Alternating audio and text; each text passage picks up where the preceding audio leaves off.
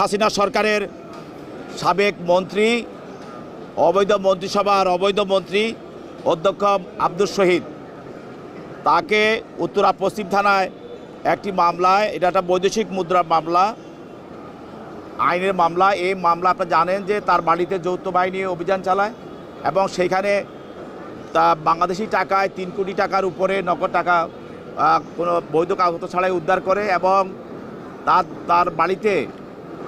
বিভিন্ন দেশের মানে পৃথিবীর বিভিন্ন দেশের বৈদেশিক মুদ্রা পাওয়া যায়। তাকে এই মামলায় তদন্তকারী কর্মকর্তা আজকে আদালতে উপস্থাপিত করেন এবং করে তার বিরুদ্ধে রিমান্ড প্রার্থনা করেন যে এই মামলার সঙ্গে সে এজাহারনামী আসামি এবং এই মামলায় যেহেতু সে বৈদেশিক মুদ্রা তার বাড়িতে আছে এবং নগদ টাকা তার বাড়িতে পাওয়া গেছে, এই টাকা পাওয়ার উৎস এবং বৈদেশিক মুদ্রা তার বাড়িতে আসার এবং কারণে বিদেশে যে টাকার পাচারের বিষয়টাও চলে আসে এখানে,